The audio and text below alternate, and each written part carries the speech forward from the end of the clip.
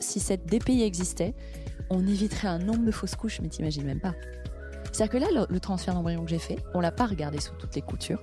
Peut-être qu'on m'a retransféré un embryon malade. Et je vais le savoir quand ? Je vais le savoir au bout de 3 mois quand je vais faire la myosynthèse. Hello les filles, c'est parti pour un nouvel épisode de Cœur de Mère. Mon invitée aujourd'hui, Sandy Héribert, est une femme que vous avez forcément croisée sur vos écrans. Journaliste sportive de choc, elle anime les plus grands événements mondiaux du Ballon d'Or au Dakar en passant par les JO. On la voit toujours solaire, belle, impeccable, sous les projecteurs. Mais derrière cette image de gagnante, Sandy Héribert mène depuis des années le combat le plus intime et l'un des plus éprouvants qui soit. Interruption médicale de grossesse, naissance miracle, tunnel de FIV. Elle a décidé de médiatiser son combat, celui de la PMA, pour briser les tabous de l'infertilité secondaire. Aujourd'hui, elle vient nous raconter comment on reste debout quand le corps et le destin s'acharnent un petit peu trop parfois. Et comment l'amour peut devenir un bouclier. Coucou Sandy. Bonjour Malika. Merci d'être là. Avec plaisir. Alors, tu es franco-britannique ? Belgo-franco-britannique même. Ouais, franco-belgo-britannique. Ouais. Mon père est breton et belge et ma maman anglaise. Et t'as les 3 passeports ? C'est impossible, non ? J'en ai 2 déjà. J'ai français anglais, ouais. T'as 41 ans, t'es une figure majeure du journalisme sportif à l'international. Là, d'ailleurs, où les femmes sont encore rares. C'est vrai. De plus en plus, en revanche, mais c'est vrai que ça reste rare. Aujourd'hui, tu animes l'émission sur YouTube The Bridge.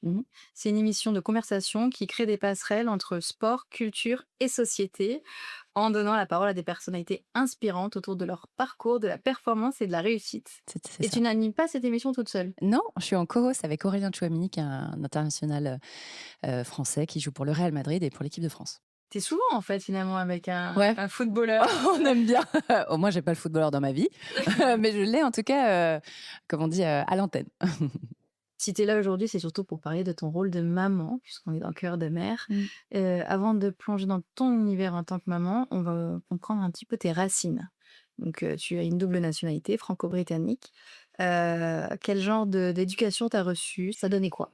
Ça donnait qu'à la maison, on parlait français-anglais déjà. Et ça m'a donné un énorme avantage que j'utilise aujourd'hui dans mon métier. Donc, je parlais les 2 à la maison. Et donc, par contre, quand je suis arrivée à la maternelle, on m'a mise à l'écart parce que mes parents trouvaient ça mignon que je parle un mot sur 2, français-anglais. Sauf que les gamins, à 3 ans, ils ont dit « Ah, elle parle bizarrement ». Et donc, j'ai été mise un peu à l'écart. Donc, à l'école m'a permis de savoir que pour moi, c'était la même langue. Je parlais, c'était un petit dialecte de maison. Et tout le monde trouvait ça sweet dans ma famille. Sauf que je savais pas la différence entre le français et l'anglais. Donc, l'école, je me disais « Ok, donc là, j'ai pas entendu ces mots ». Et au fur et à mesure, au bout de 3-4 mois, j'ai commencé à faire la différence. Mais avant ça, quand j'avais commencé à parler, vers 18 mois, c'est vrai que je faisais des phrases et des mots et c'était un sur 2, quasiment. Qu'est-ce que tu fais alors avec ta fille ? Je lui parle anglais. Et elle parle ? Non, malheureusement non. À 4 ans et demi, elle peine à faire une phrase. Elle comprend tout ce que je lui dis, parce qu'elle me répond en français, la bourrique, mais elle peine à faire une phrase. Elle n'arrive pas à se lancer. Mais j'ai pas envie de l'embêter avec ça, donc. Et t'avais des frères et sœurs ? J'avais une petite sœur, 3 ans et demi plus jeune. Tu nous en as parlé avant qu'on débute l'émission parce que je te disais que tu étais grande et tu disais qu'elle était plus petite. Exactement. On s'arrêtera là. Mais oui. Tu t'es mariée il y a 2 ans avec Charles Fébreau, un ancien rugbyman, et que tu as rencontré sur un site de rencontre. Et oui, Tinder. Mais non. Merci Tinder. Mais ouais, je te jure, il y a 9 ans. Ah ouais. Je l'ai rencontré il y a 9 ans. Et toutes mes copines se sont mariées un été. J'ai fait 4 mariages, c'était que de les réseaux. Il y avait un Mythique, 2 Adopte un mec et un Tinder. Je me suis dit, peut-être que je tente, mais ouais, vraiment. Et je me suis dit, tu sais, pourquoi pas moi. Et en fait, moi, je bossais beaucoup à l'étranger, je faisais des tours du monde tout le temps avec mon travail. Et je me suis dit, tiens, je vais essayer. Et j'ai fait 2-3 dates pourraves avec d'autres. Et après, le 4e ou 5e que j'ai rencontré, c'était mon mari. Je l'ai vu, c'était l'amour fou. C'était tu l'as vu. Ah ouais. Bon, vous aviez, j'imagine, pas mal discuté avant. Écoute, non, parce que justement, je m'étais rendu compte que si tu parles un petit peu trop, en fait, sur les réseaux avant, t'es souvent déçu. Et là, j'ai dit, écoute, je préfère pas qu'on parle trop longtemps, il vaut mieux qu'on se voit assez vite. Donc, je l'ai vu, je crois, au bout de 3-4 jours, Et je l'ai vu, on est restés 6 heures ensemble. Ah oui, c'était un soir ? On a fait café après-déj. Et le soir, j'avais déjà un dîner chez moi. Et donc, du coup, j'ai proposé de faire un café à 14h. C'était à l'Hortensia, sur le boulevard Pereire.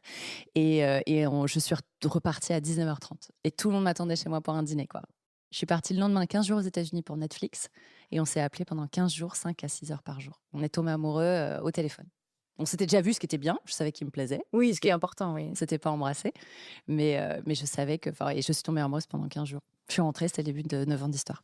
C'est une histoire moderne. Oui, on ne peut plus moderne. C'est mes copines parfois me disent mais tu vas le dire à Dune. Je fais mais bien sûr. Je pense que tout le monde se rencontrera comme ça quand tu vas dans quelques Je pense que quelques tous années. les bébés ils vont avoir beaucoup grandi avec des parents qui Ouais. se sont rencontrés grâce au réseau. Tu as souvent dit que la maternité, c'était pas forcément ton truc à la base. Et c'est parce que tu as rencontré ton mari que tu as eu envie de fonder ta C'est famille. ça.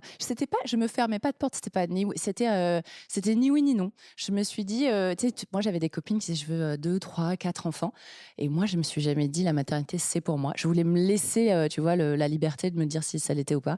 J'aimais les enfants, mais je voyais des copines qui allaient, jouer beaucoup plus longtemps avec les enfants des autres, tu vois? Et moi, au bout de 3, 4 gazouillis, j'ai trouvé sweet, tu vois? Je continue mes conversations d'adultes et là, je me suis dit: «Bon, peut-être qu'en fait, je suis pas faite pour être maman». Mais quand j'ai rencontré Charles, j'étais tellement folle amoureuse de lui que j'avais tellement envie d'une progéniture à nous, de notre amour, Lui, quoi. il a Et des enfants? non, non, non, il avait été marié, donc il était divorcé. Ils avaient essayé, ils n'avaient pas eu d'enfant. Donc lui, quand on a commencé à faire les essais bébés, on ne savait pas si lui, ça marchait ou pas, tu vois. Donc en Ils fait, n'avaient pas été plus loin dans... non, ils n'avaient pas fait la recherche. Je crois que ça faisait 2 ans qu'ils essayaient. Et, Quand même. ouais, ouais. Et donc, du coup, quand je suis tombée assez rapidement enceinte d'un petit garçon que j'ai perdu avant ma fille. Naturellement, du coup. Naturellement, ouais, ouais, ouais. Donc là, déjà, qu'est-ce que tu te dis? Je me dis: «Bah, en fait, ça n'arrive pas qu'aux autres». Et là, je découvre tout un monde que je ne connaissais pas avec tout l'envers du décor, quoi. Moi, je m'étais dit: «C'est un long fleuve tranquille, je vais faire un bébé» et je m'étais jamais posé la Tu avais déjà question. une vision de la grossesse? Ouais, ouais, ouais, moi, je sais pas, comme ça a marché très vite, tu vois? Je crois que je suis tombée enceinte, 2 mois après avoir arrêté la pilule. Je me suis dit: «Ça y est, c'est sur les rails, quoi», tu vois? Et c'est vrai que quand le diagnostic tombe et qu'on nous dit: «Beh, il manque toute une partie de son cœur», en fait, il manquait tout le ventricule gauche, ça a été la douche froide. Déjà, je savais pas si la grossesse allait tenir jusqu'au bout. Je savais pas si, quand il allait sortir, il allait pouvoir, respirer au moins quelques minutes avant d'être opéré. Après, une fois que la valve était posée, est-ce qu'il allait continuer à vivre et pour combien de temps? Et après, il fallait l'opérer tous les 5 ans jusqu'à ses 15 ans parce que tout grossit, si tu veux. Et donc, je me suis dit: «Est-ce que c'est vraiment ce que je veux comme vie pour mon petit garçon?» Et je me suis dit: «Non». Tu vois, j'ai eu la chance d'être tombée enceinte rapidement et je me suis dit: «Allez, on recommence», quoi, tu vois? Et tu avais combien de temps pour prendre ta décision? J'ai eu 10 jours. Ok.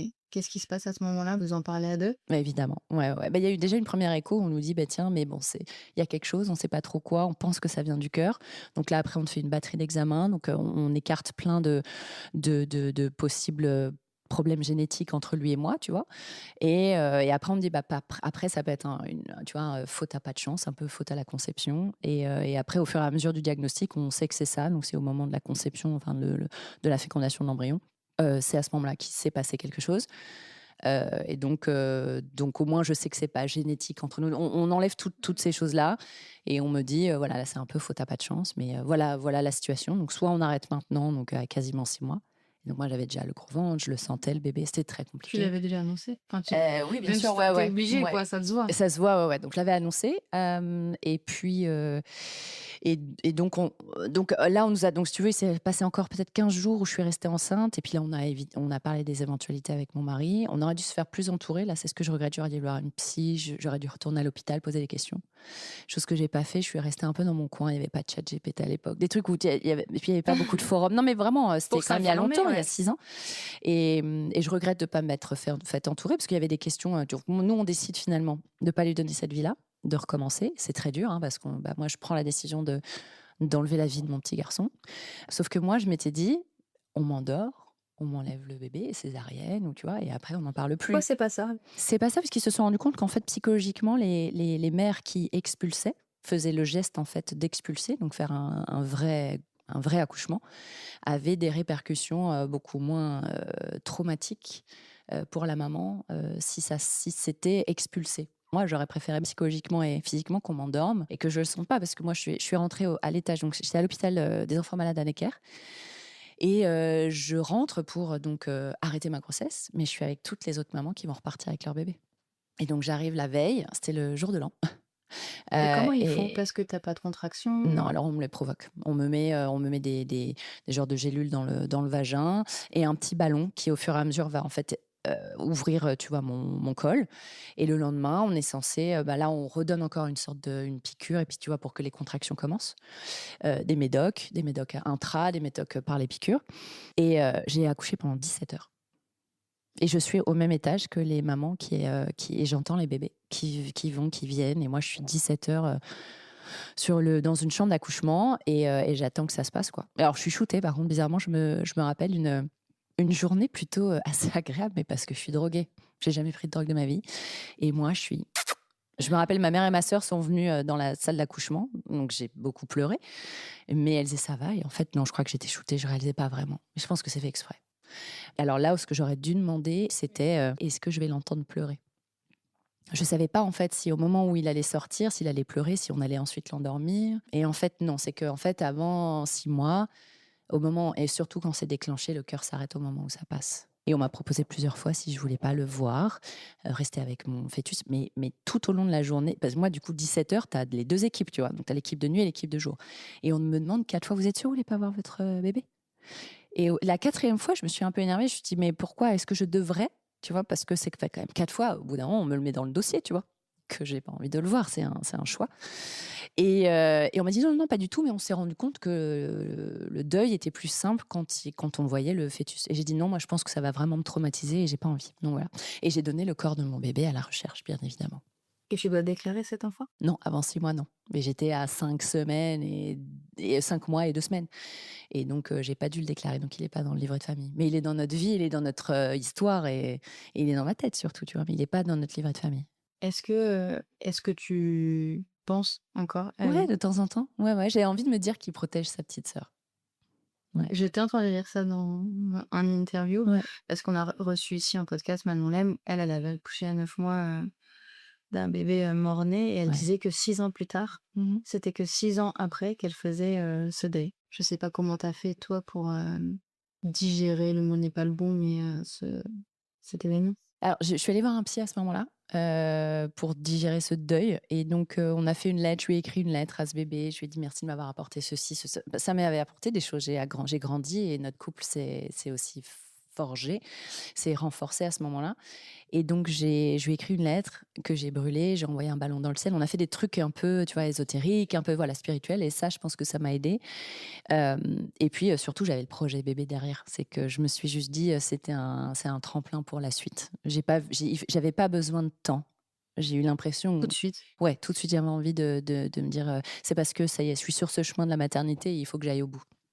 Sauf que la maternité, c'est encore compliqué à ce moment-là. Ouais, ouais, ouais. Derrière, bah, sans le vouloir, on me laisse du placenta. Donc je fais une hémorragie 3 mois plus tard. 3 mois où évidemment on a repris les essais bébés. On est en plein Covid. Donc je suis enfermée, je perds des caillots de sang gros comme ma main. Je vais aux urgences, on me fait une écho, on me dit: «Bah tiens, le placenta qui devait faire quelques millimètres, le petit bout qui restait, le résidu, c'est attaché au reste de mon utérus, ça a grandi et maintenant il fait 5 centimètres, il va falloir le retirer».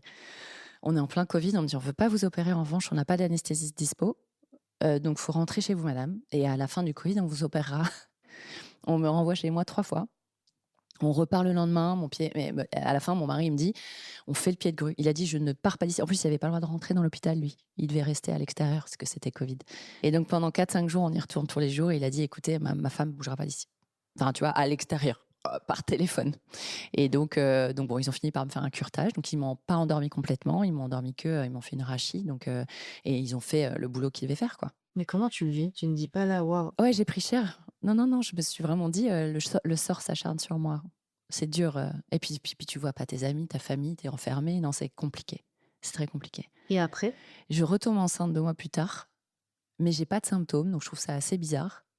Au bout de allez, 8 semaines, 10 semaines, j'ai pas, voilà, ce que j'avais ressenti pour le premier.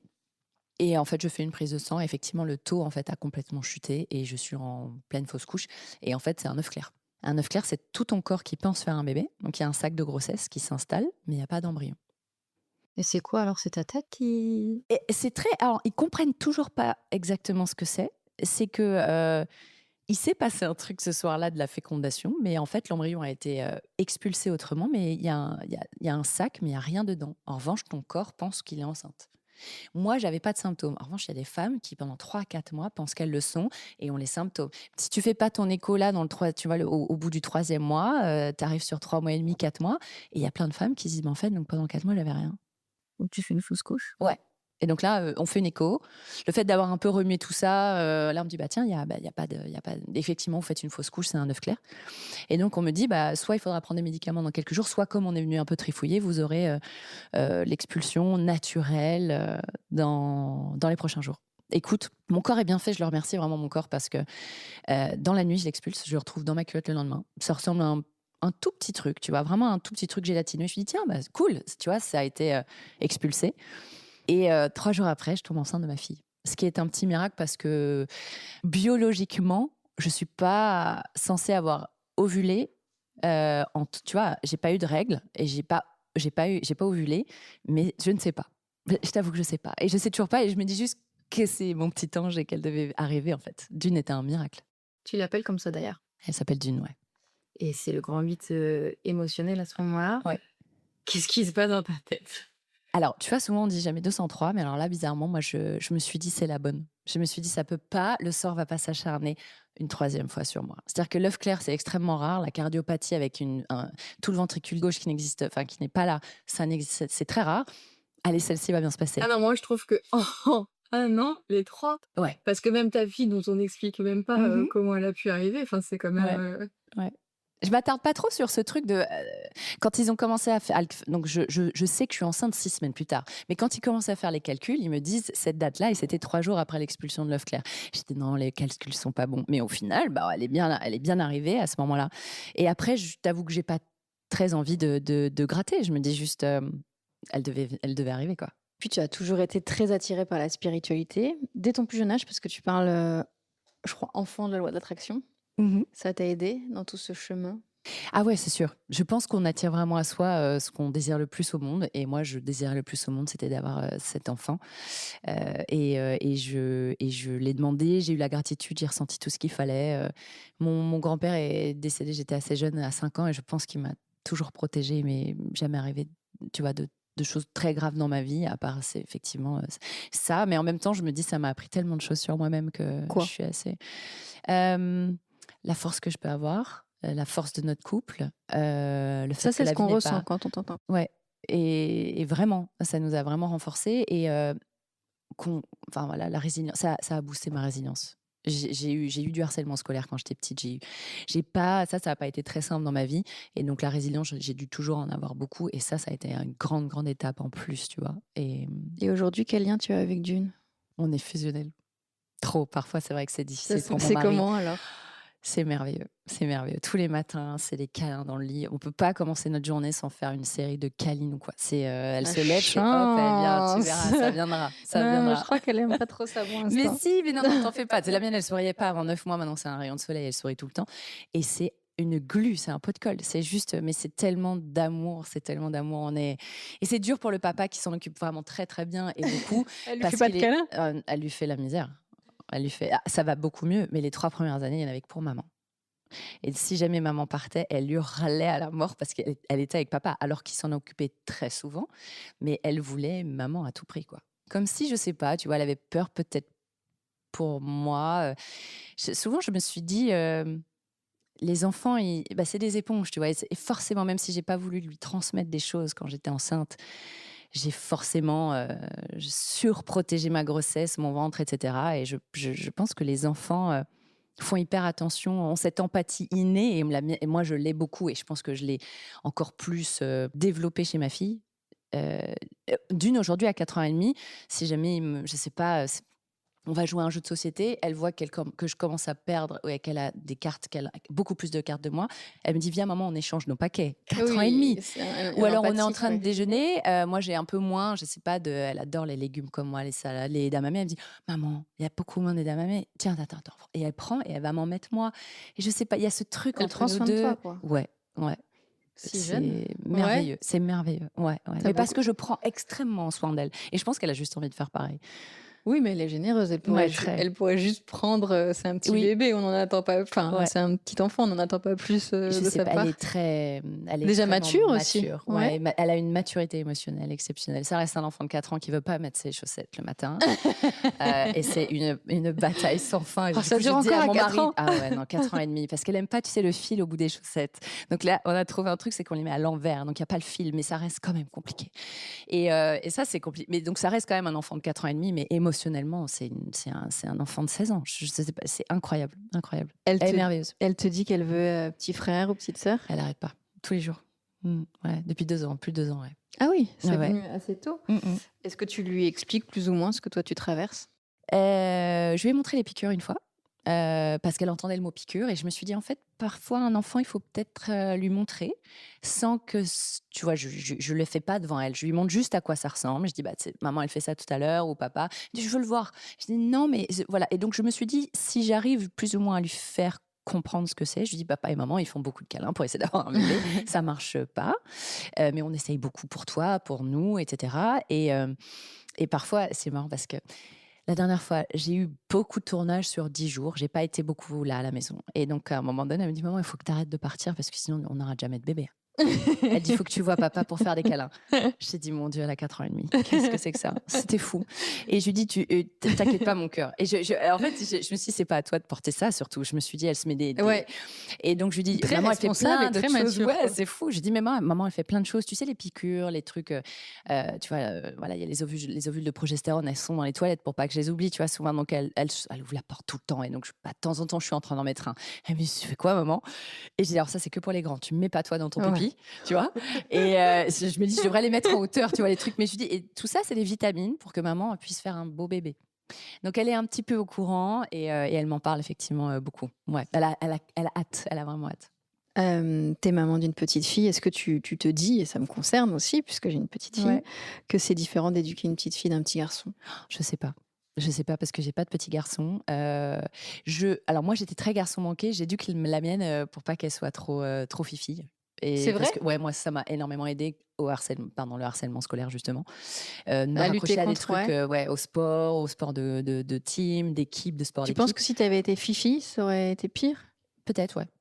Ouais, je crois. Je me suis vachement réfugiée dans le sport et dans de me rapprocher des garçons a fait que j'étais un petit peu plus acceptée. Moi, j'étais une grande gigue, tu vois, j'étais la jument. On m'appelait la jument à l'école. J'étais Sympa. hyper grande. Ouais, c'était atroce. Quel surnom atroce. J'avais des longs cheveux. J'étais vraiment très grande. Je faisais peut-être 2 têtes de plus que les. Donc, je jouais avec les plus T'avais vieux. un physique qui dénotait un peu, c'est ça? Ouais. Mais ça a été. On n'aime pas ça la m'a- différence quand non, on est bah non, petit. surtout pas. Tu dis, même en maternelle, on m'a mise de côté parce que je parlais pas comme les autres. Après, en primaire, je faisais 2 têtes de plus. Et puis après, le collège, c'était d'autres choses, tu vois. Mais donc, je pense que si j'avais été un peu trop fifi et un peu trop chochotte et trop sensible, je l'aurais peut-être encore T'as l'air moins bien sensible quand vécu. même, hein. Oui, je suis sensible, mais je veux pas trop que ça me... Tu vois, dans notre métier, journaliste sportif, tu vois, tu joues des coudes. Et donc, moi, j'ai dû apprendre à me battre sans arrêt. Et c'est ce que je veux montrer à Dune.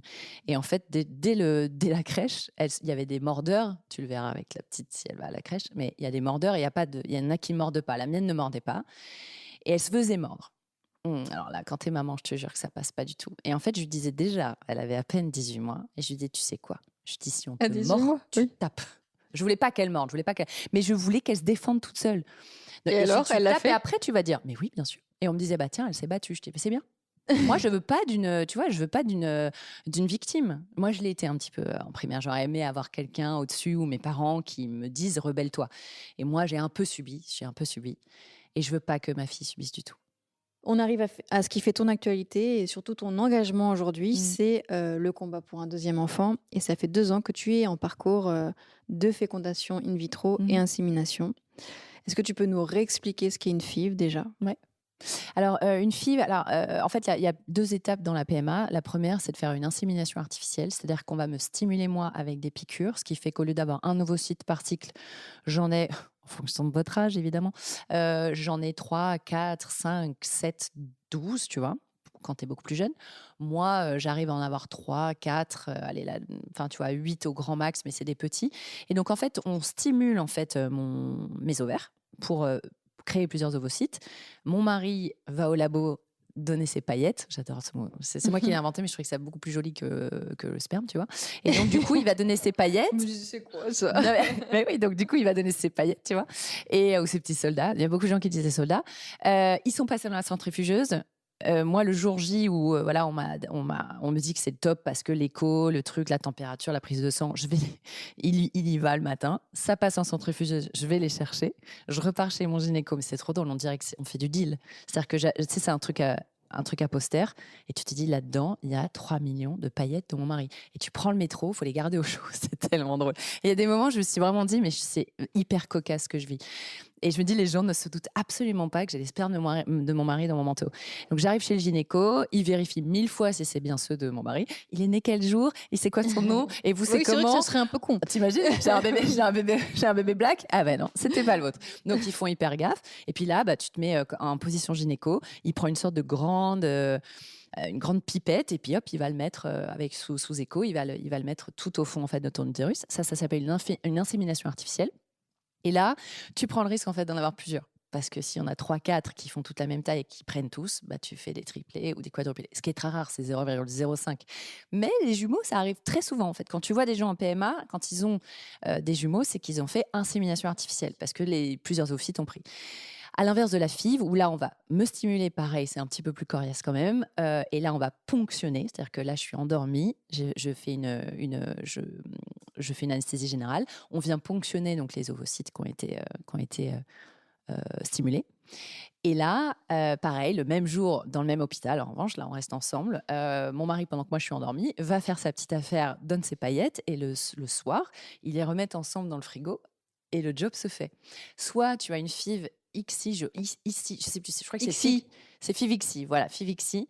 Nous, on n'a pas fait parce que ça match. On sait qu'on a déjà un enfant, et donc du coup, ils savent que Oui. voilà, ils font leur bazar, tu vois, dans le frigo. Sinon, tu peux effectivement venir. Je ne veux sous X, tu vois. Hop, c'est X, on veut pas voir. Et donc, sinon, tu peux aussi, quand il n'y a pas match, et ça, c'est dans des cas un peu plus compliqués, venir mettre à l'intérieur directement de l'oocyte, mais tu prends le risque d'abîmer l'embryon. Donc nous, voilà, là, on a fait une FIV récemment. Donc la première FIV, enfin, j'ai fait 4 inséminations l'année dernière. Les 4 n'ont pas pris. En revanche, j'ai fait deux grossesses, et j'ai eu sur des cycles naturels quand je me laissais tranquille. Mais C'est j'ai fou quand perdu à même. 8 semaines et 6 semaines. J'ai fait des fausses couches. Ça tenait pas. Parce que je pense mon âge, j'ai 42 ans, et donc en fait, les taux sont très très bas. Les probas d'avoir un bébé seul après 40 ans, c'est 5 à 7%. Et pourquoi? Parce que en fait, on fait des œufs, c'est horrible, mais on fait des œufs moins frais, moins viables, et donc qui sont anatomiquement pas viables, et donc ils vont lâcher, même s'ils fécondent, le corps est bien fait, il va l'expulser naturellement. Et donc moi, à 8 semaines et 6 semaines, l'année dernière, j'ai perdu 2 bébés, donc un en avril et un autre en septembre. Septembre, moi je suis une warrior. Voilà. Moi vraiment, pour le coup, la résilience, le sport de haut niveau m'a appris que je lâchais rien. Et donc du coup, quand il me dit on se laisse tranquille, je dis non, non, non, on repart là. Moi je ne veux pas attendre. Et donc j'ai été stimulée pour faire des FIV en novembre et en décembre. Et là on fait une écho, et il me dit il n'y en a que 3 quoi. Il me dit moi, vous faire endormir, etc. pour en ponctionner 3 avec les 3 lâches, parce qu'il y en a quand même beaucoup. Il y a quand même un bon tiers qui lâche. À la congélation, enfin quand on les met au frigo. Il dit bon, Madame Héribert, on passe en insémination artificielle. Donc on a fait, parce qu'il a dit autant faire quelque chose. Mais donc novembre ça prend pas, décembre ça prend pas. Là Comment je dis tu le allez. vis alors? À chaque fois, des grosses déceptions. En plus, tu vois, c'était le jour de Noël, quoi. Le 24, il me fait Madame Hébert, vous êtes la dernière de l'année. Je le crois, j'y crois à fond. Et puis lui, il était extrêmement. C'est Il le cadeau de Noël. vous avez, quoi. ouais. Il me dit, vous êtes ma dernière de l'année, ça porte chance. Vous avez un utérus en triple feuillet, l'endomètre est super. Enfin, en gros, il me décrit mon utérus, merveilleux. Je suis vraiment hyper ravie, Doc. Vraiment, je suis plus belle de l'intérieur. Et donc là, je passe toutes les fêtes de Noël, et je dois faire mon test de grossesse le 5 janvier. Et je me dis, allez, je commence bien l'année, quoi. Et en fait, non. Le test, il est bien négatif. Il y a écrit, en plus, j'ai fait le Clear Blue, là, avec écrit enceinte, pas enceinte. Pire truc de la vie. Les filles, faites les 2 barres, Les parce qu'au barres, moins, tu quand il y a un préfères. peu une deuxième barre, t'as au moins un peu le doute. Mais là, il y a écrit Il n'y a pas pas de... enceinte. Ah, la claque, la gifle le 5 janvier. Et là, j'avais dit à mon doc, j'ai dit, c'est surtout Charles qui m'a dit, tu sais, ça me fait mal tout ce que tu fais. Les piqûres, les bleus, t'as le ventre gonflé, puis mes humeurs, quoi. Bon. il en prend un Ça te coup, faisait s'il mal pense. pour lui aussi. Peut-être, ouais, je pense. Mais très gentiment, il me dit tu te fais vraiment tout ça. Moi, c'est dur d'être à côté de toi et de te voir t'infliger ça. On devrait faire un break. Au moins 3 mois. Tu vois. On fait tout le premier trimestre, on fait rien. Donc janvier et février, j'ai dit ok, ça prend pas. Et j'ai dit écoute, putain, je vais vers mes, j'ai 42 et 3 mois. Je dis moi, je vais sur mes 43 là en novembre prochain. Et Tu m'as laissé dire en intro que tu avais 41. Ouais, ça me va. Et je me rajeunis. Si on pouvait rajeunir mes œufs de 2 ans, moi je dis oui. Et donc là, j'ai fait une FIV. Première FIV qui marche. Il y a 8 ovocytes, il y en a 5 de bonne taille. Et donc 3 autres. Et donc, on a fait ça à l'hôpital américain. Ça a que quelques jours et je suis en pleine attente là. Demain, non? Ouais, C'est pas demain que tu sais? Ouais. Donc, je croise tout ce que Ouais, j'ai. on croise les doigts. Mais ce qui est bien, c'est que positif. sur les 5 qui avaient la bonne taille, et c'est pour te dire à quel point à chaque fois c'est la roulette russe. C'est-à-dire que sur les Et là, 5, comment tu te sens avant demain? je ressens pas grand-chose. Je suis en apnée depuis 10 jours, depuis qu'on m'a retransféré un embryon frais. J'ai du mal à respirer. J'essaye de scruter mon corps que je connais très bien, tu vois. Mais bon, j'ai pas. Mais même dans les 10-15 premiers jours, j'ai jamais rien ressenti pour les autres grossesses. Donc en fait, j'aurais beau essayer, tu sais, je me tâte la poitrine, je fais non, j'ai pas mal. Mais ça veut rien dire. Mais De la fatigue, peut-être? ouais, mais comme ça, avec les coups de bourre avec mon travail, j'ai toujours des petits coups de fatigue. Et j'ai une enfant, tu vois, de 4 ans et demi qui encore fait des réveils, tu vois, des petits cauchemars et tout. Donc, j'arrive pas à savoir. Mais j'ai pas, voilà, on verra demain. J'ai tout essayé.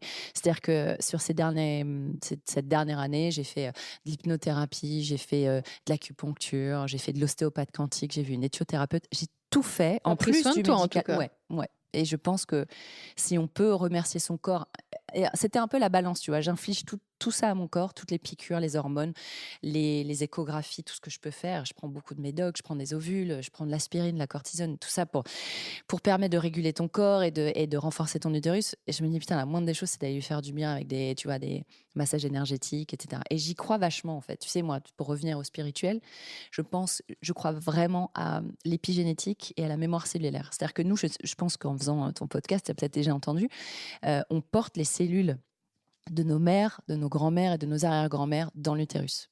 Non. T'as jamais entendu ça? Ouais. Explique-nous. C'est vrai. Et donc, en fait, tout ce qu'elles ont vécu, c'est tout ce qui est intergénérationnel. Nous, les femmes, parce que ça se retrouve dans l'utérus, en fait, on le vit. Et moi, je suis allée voir une éthiothérapeute qui, juste en me touchant mon poignet, m'a dit « Votre mère, elle a fait une IVG avant vous ?» Et je n'avais absolument rien dit. Je dis oui, 2 ans avant moi. Mais elle a plutôt bien vécu, elle m'en parle très librement. Elle était trop jeune, c'était avec mon papa quand même. Et elle me dit alors, elle l'a pas digéré anatomiquement. Je sais que ça veut dire quoi. Elle me dit la mémoire cellulaire, elle est négative. Elle a beau en parler librement, etc., mais elle l'a pas digérée. Et elle me dit vous portez le poids de cette culpabilité, il faut nettoyer quoi. Tu peux te dire que c'est n'importe quoi. Moi, j'y crois pas mal. Donc c'est pour ça que pour celle-ci, je pense que je suis allée jusqu'au bout du process. Et 3 semaines du coup avant ma FIV, je suis allée nettoyer cette chose-là chez moi. Et donc j'y crois. Et puis je peux faire que ça d'y croire en fait. Sinon j'arrête tout, tu vois. Mais tu veux pas arrêter. T'as Non. dit j'arrête que quand mon docteur il me dit stop. Ouais. Et s'il me dit il y a plus, là on aura beau arroser, mettre les piqûres, il y a plus rien qui se passe. Ok, là je déclare forfait. Tu y penses parfois? Je me laisse même pas l'opportunité. Tant qu'on m'a pas dit, tu sais, c'est comme la dernière minute de jeu pour un match de foot ou n'importe quel sport. Tu crois jusqu'au bout, quoi. Ouais. Et bah, t'as raison, en fait.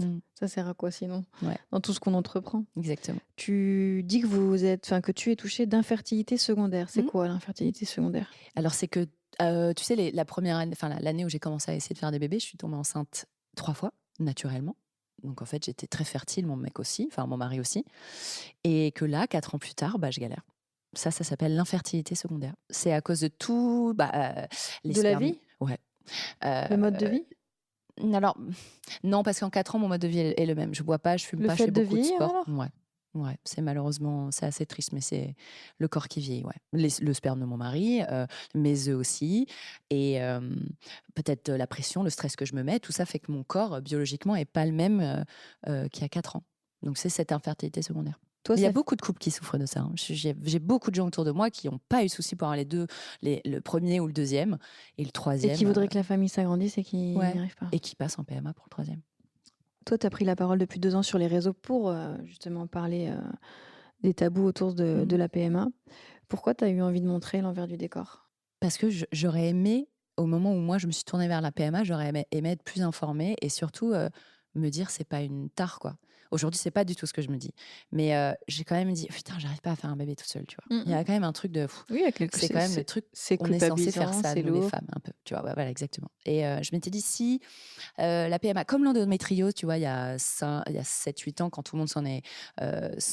Enfin, tu vois, les tabous sont tombés autour de l'endométriose. Aujourd'hui, C'est vrai, on en c'est parle hyper récent. librement. Tiens, Ouais. moi, j'ai l'endo. Oh, mais tiens, et alors Moi, Mais c'est vrai quand qu'il y a j'ai. 10 ans, tu ne savais pas. Non, exactement. C'est à cause des médecins et c'est à cause aussi des femmes qui disaient pas non mais j'ai vraiment extrêmement mal docteur. Moi je passe quand même 4 jours au lit en fait quand j'ai mes règles depuis 10 ans.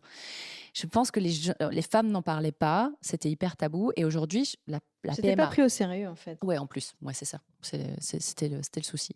Aujourd'hui, j'ai l'impression que c'est un peu moins le cas, mais quand j'ai commencé la PMA, c'était un peu la honte, quoi. C'était un peu, on doit se faire aider, on n'arrive pas. Mon mari a un problème de fertilité ou moi, on n'arrive pas à faire un bébé naturellement. Et je me suis dit non, en fait, pour moi, la PMA, putain, heureusement que ça existe. C'est en train de m'aider moi, j'espère et sûrement, et ça a aidé plein de femmes à pouvoir être maman, à des hommes à être, tu vois, pour être papa.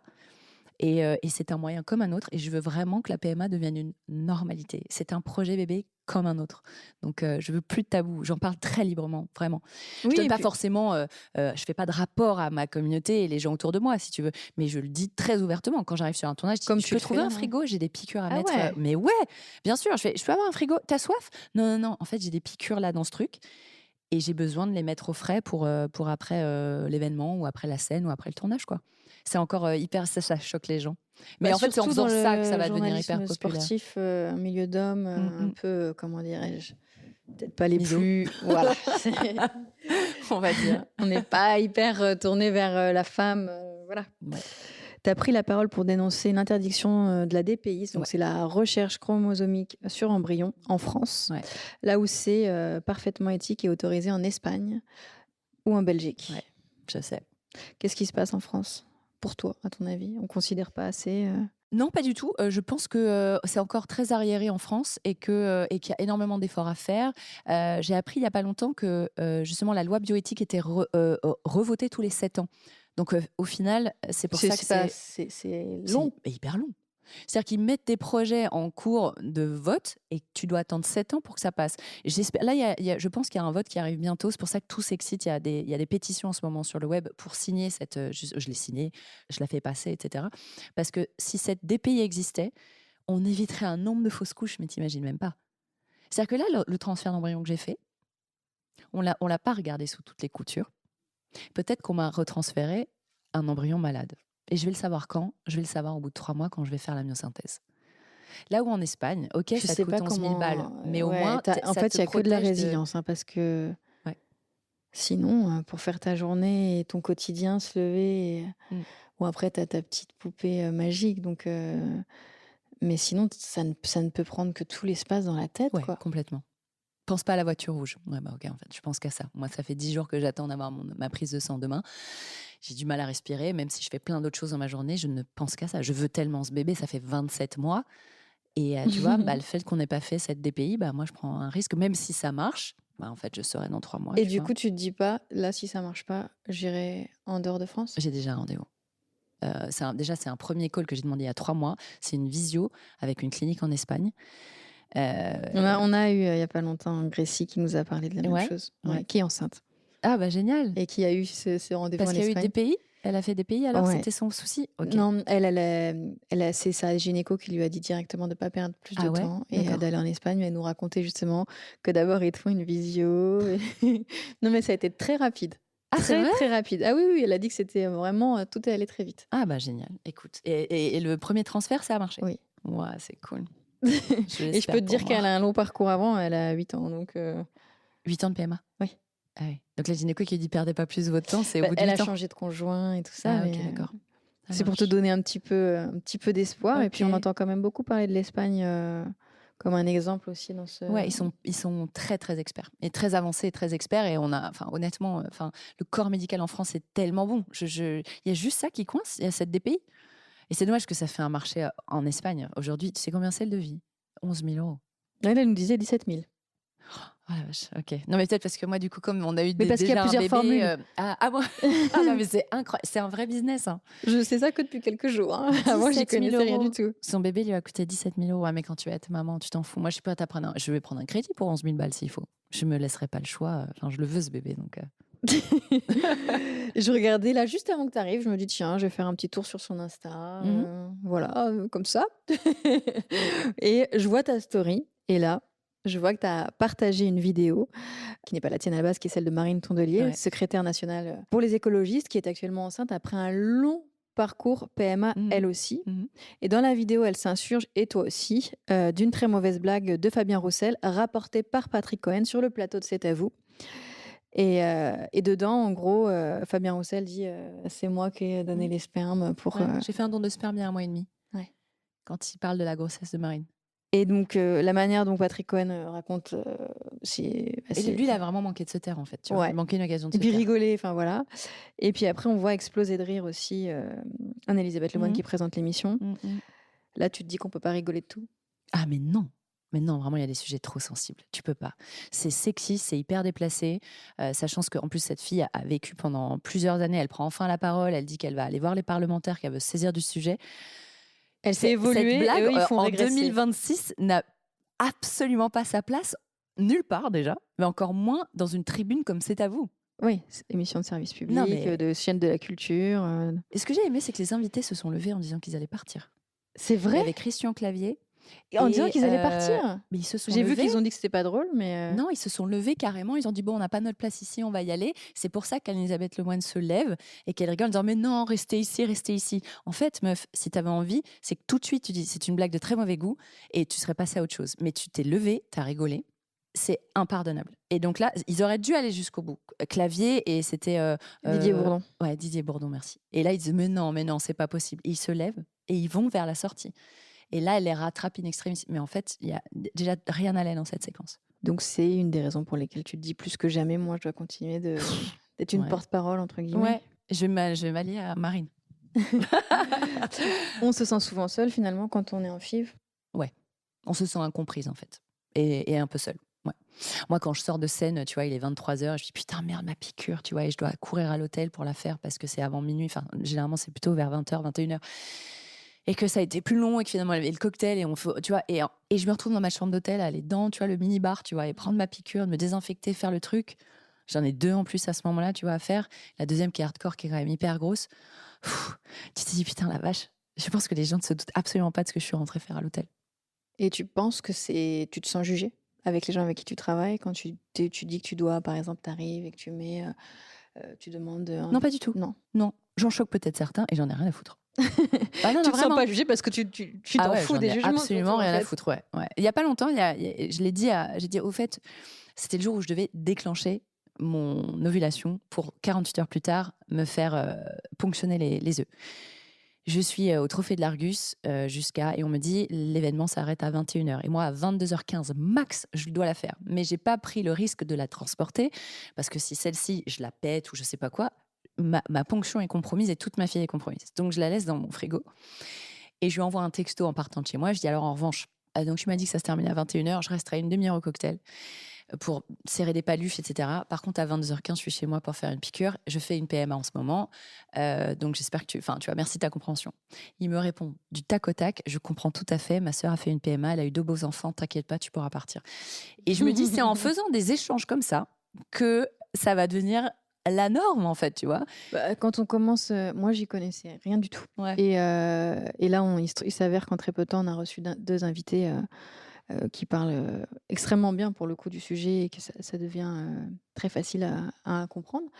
Bah, tu te rends compte que ça touche quand même beaucoup plus de gens. Un couple sur 4. C'est énorme. C'est énorme. Et je pense, tu sais, quand je l'imagine ou ta petite fille, tu vois, on fait des études beaucoup plus tard, on fait des enfants beaucoup plus tard parce qu'on se rencontre beaucoup plus tard. Tu vois, moi, je pense que je galère aujourd'hui parce que j'ai 42. Moi, j'ai d'une à 38. Je te rappelle que tu as 41, je l'ai dit tout à l'heure. J'ai 41. Donc, du coup, j'ai eu ma première à 36. Et donc... Tu penses que nos filles auront du mal à avoir des enfants ? Ouais, je pense que la PMA sera... Que leur génération va être vraiment beaucoup plus concernée. Ouais, alors sauf si... Enfin, cette congélation d'ovocytes réussit vraiment à rentrer dans les mœurs des jeunes femmes de 25 ans. Quand moi, je rencontre des nanas de 25-30 ans, assez rapidement, donc déjà, je parle de mon projet bébé, la PMA, et je dis, en couple ou pas en couple, envie de parents ou pas, juste en passant, depuis quasiment 1 an maintenant, on peut congeler ses œufs. Je lui dis, pardon si j'ai l'air, tu vois, intrusive, mais moi, je serais toi, je le ferais. Putain, j'ai leur dis 25 ça piges. Ouais, je dis, moi, j'ai 25 piges, j'ai tes œufs. Je te jure que la nana de 41 aujourd'hui serait penses hyper qu'elles arrivent à contente se d'aller sentir chercher concernées dans mon frigo mes œufs de 25 ans. Vraiment sans rire. Et je me dis, si je peux, tu sais quoi, sur le nombre de fois où je le passe un peu en mode, tu vois, rire, je me dis si ça peut passer le message à certaines et qu'elles me remercient peut-être ou pas, je m'en fous, qu'elles se remercient elles-mêmes de l'avoir fait 10 ans plus tard en disant putain, j'ai des œufs. Je pense hyper que ce frais. qui sensibilise, c'est de voir autour de soi. Celui qui dit ma sœur, elle a eu ça. Donc Ouais. si dans l'entourage proche, les jeunes filles assistent à ça, mais sinon, je pense que ça paraît loin quand même. Peut-être Surtout pas si à 25 ans. 25 ans, t'as même Peut-être- pas envie d'avoir. Tu dis de toute façon, il y en a. Ouais, J'avais au plein de moins, copines. offre-toi l'opportunité, offre-toi la possibilité d'y penser un jour en fait. C'est juste mets des œufs frais de côté et ils vont pas être plus beaux à 25 piges. Même à 30 ans, ils sont encore très beaux. En fait, à partir de 30 ans, c'est comme ça, à 35, c'est ça et à 40, je te raconte pas, c'est la dégringolade parce que j'ai que passé 43 que je n'ai pas encore. Oh, là, ça non. C'est 1%. C'est 1% de chance tous les mois. C'est très, très, très, très. Alors très que faible. si tu avais tes œufs de tes 25 ou tes 30 piges, tu as ton bébé direct. Donc non, il faut le faire, les filles. Faites-le. Moi, je dirais à ma fille à 25 piges, tu sais même pas si tu vas avoir un enfant, va faire juste 2-3 piqûres, va mettre des œufs au frais. Je te jure, vraiment. Ça, c'est le message, j'ai envie de dire, qu'on va retenir. Non, mais pour conclure le podcast, il me Bah semble ouais. que c'est le message le plus fort à passer. Écoute, tant mieux. T'es d'accord avec ça? Allez, congelez vos œufs, les filles. Et merci pour ce moment que tu nous as accordé. Merci beaucoup. J'espère que vous avez passé un bon moment, que vous avez rigolé, que vous avez été ému. On se retrouve très vite avec une nouvelle maman. Et puis en attendant, eh bien comme d'habitude, on peut discuter sur mon Insta, Malika Bénard 14. Et puis vous pouvez écouter les autres épisodes, les autres rencontres sur toutes les plateformes d'écoute.